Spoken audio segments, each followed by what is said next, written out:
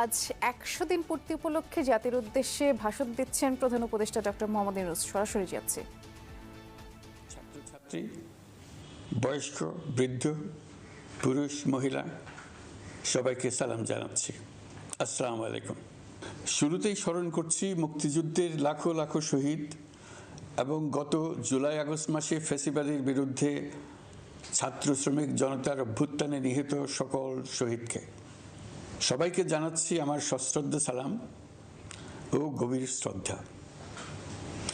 আরও স্মরণ করছি তাদের, ফ্যাসিবাদী শক্তির বিরুদ্ধে লড়াই করে যারা আহত হয়েছে, পঙ্গুত্ব বরণ করেছে, চোখের দৃষ্টি হারিয়েছে, যারা 9 দফা নিয়ে দাঁড়িয়েছে, যারা 1 দফা নিয়ে দাঁড়িয়েছে, যারা দেশকে এক হিংস্র স্বৈরাচারের হাত থেকে বাঁচিয়েছে। কৃতজ্ঞ চিত্তে স্মরণ করছি আপনাদের ভাই বোনদের, আপনাদের সন্তানদের, যারা এই বিপ্লবে অংশগ্রহণ করেছে। আমরা অন্তর্বর্তীকালীন সরকারের প্রথম 100 দিন অতিক্রম করলাম। আপনারা জানেন কি কঠিন এক পরিস্থিতিতে আমাদের দায়িত্ব গ্রহণ করতে হয়েছে। ছাত্র শ্রমিক জনতার অভূতপূর্ব গণ অভ্যুত্থানের পর ফ্যাসিস্ট সরকার প্রধান পালিয়ে গেলে দেশ সরকার শূন্য হয় সাময়িকভাবে। পুলিশ প্রশাসন এই সময় সম্পূর্ণ নিষ্ক্রিয় হয়ে পড়লে উদ্বেগজনক এক পরিস্থিতির সৃষ্টি হয়। স্বৈরশাসনে বিপর্যস্ত এই দেশকে আমাদের সবাইকে মিলে পুনর্গঠন করতে হচ্ছে। জুলাই আগস্ট বিপ্লবের পর আমরা এমন একটি দেশ হাতে পেয়েছি যার সর্বত্র ছিল বিশৃঙ্খলা। স্বৈরশাসন টিকিয়ে রাখতে আইন শৃঙ্খলা বাহিনীকে জনগণের মুখোমুখি দাঁড় করিয়ে দেওয়া হয়েছিল। বিপ্লব চলাকালে প্রায় 1,500 ছাত্র শ্রমিক জনতার শহীদী মৃত্যু হয়। আমাদের সরকার প্রতিটি মৃত্যুর তথ্য অত্যন্ত যত্নের সাথে জোগাড় করছে। এই বিপ্লবে আহত হয়েছে 19,931 জন। আহতদের জন্য ঢাকার 13টি হাসপাতাল সহ বিভিন্ন বিশেষায়িত হাসপাতালে চিকিৎসার ব্যবস্থা করা হয়েছে। প্রতিদিনই তালিকায় আরও নতুন নতুন শহীদের তথ্য যোগ হচ্ছে, যারা স্বৈরাচারের আক্রোশের শিকার হয়ে এই পৃথিবী ছেড়ে চলে গেছেন। প্রতিটি হত্যার বিচার আমরা করবই। জুলাই আগস্ট হত্যাকাণ্ডের বিচারের যে উদ্যোগ আমরা নিয়েছি তার কাজও বেশ ভালোভাবে এগিয়ে যাচ্ছে। পতিত স্বৈরাচার শেখ হাসিনাকেও আমরা ভারতের কাছ থেকে ফেরত চাইব। কেবল জুলাই আগস্ট হত্যাকাণ্ডই নয়, আমরা গত 15 বছরে সব অপকর্মের বিচার করব। অসংখ্য মানুষ গুম হয়েছে, খুন হয়েছে। এই সময়ে আমরা গুমের তদন্তে একটা কমিশন গঠন করেছি। কমিশন প্রধান আমাকে জানিয়েছেন অক্টোবর পর্যন্ত তারা 1600 গুমের তথ্য পেয়েছেন। তাদের ধারণা এই সংখ্যা 3,500 ছাড়িয়ে যাবে। অনেকেই কমিশনের কাছে গুমের অভিযোগ করতে ভয় পাচ্ছেন, এই ভেবে যে অভিযুক্ত ব্যক্তিদের দ্বারা তারা আবার আক্রান্ত হতে পারেন, ক্ষতিগ্রস্ত হতে পারেন।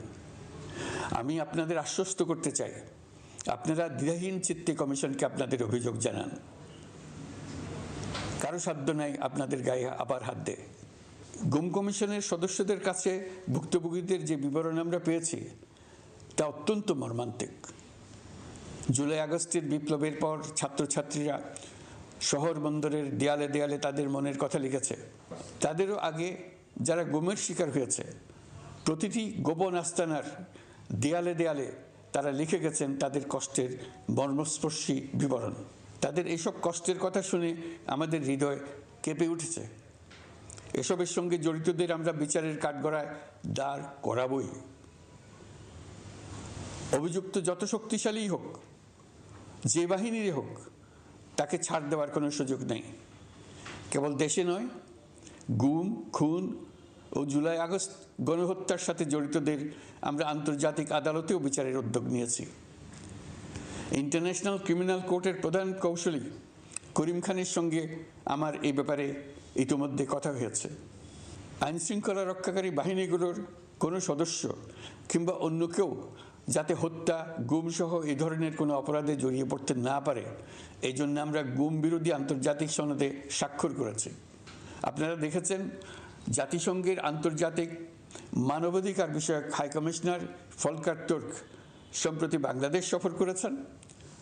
জাতিসংঘ জুলাই আগস্ট হত্যাকাণ্ডের তদন্তে আমাদের সহযোগিতার হাত বাড়িয়ে দিয়েছেন। ডিসেম্বর প্রথম সপ্তাহে তারা আমাদেরকে তাদের রিপোর্ট হস্তান্তর করার প্রতিশ্রুতি দিয়েছে। অতীতের গুমের ঘটনাগুলো তদন্ত কাজেও আমরা নিয়মিত তাদের সঙ্গে যোগাযোগ রক্ষা করে চলেছি। মানবাধিকার রক্ষায় সহযোগিতা করতে ঢাকায় তারা তাদের জনবল বাড়ানোর প্রস্তাব দিয়েছে। আমরা এই প্রস্তাব গ্রহণ করেছি। প্রিয় দেশবাসী, আমি আগেও জানিয়েছি, আবারও জানাচ্ছি, গণ অভ্যুত্থানে সকল শহীদদের পরিবারকে পুনর্বাসন করা হবে, একজনও বাদ যাবে না। সকল আহত শিক্ষার্থী, শ্রমিক, জনতার চিকিৎসার সম্পূর্ণ ব্যয় সরকার বহন করবে। আহতদের দীর্ঘমেয়াদী এবং ব্যয়বহুল চিকিৎসা এবং শহীদদের পরিবারের দেখাশোনার জন্য স্বাস্থ্য মন্ত্রণালয়ের নেতৃত্বে একটি পূর্ণাঙ্গ তালিকা প্রস্তুত করা হয়েছে। প্রতিটি শহীদ পরিবারকে সরকারের পক্ষ থেকে 30 লক্ষ টাকা দেওয়া হচ্ছে। যারা বুলেটের আঘাতে তাদের দৃষ্টিশক্তি হারিয়েছেন, তাদের চিকিৎসার জন্য নেপাল থেকে কর্নিয়া আনার ব্যবস্থা করা হয়েছে এবং যাদের প্রয়োজন তাদেরকে সরকারের পক্ষ থেকে বিদেশে চিকিৎসার জন্য পাঠানো হচ্ছে। জুলাই অভ্যুত্থানের কোনো শহীদ এবং আহত ছাত্র, শ্রমিক চিকিৎসা সেবা এবং পুনর্বাসন পরিকল্পনা থেকে বাদ যাবে না। এটি অন্তর্বর্তীকালীন সরকারের অঙ্গীকার।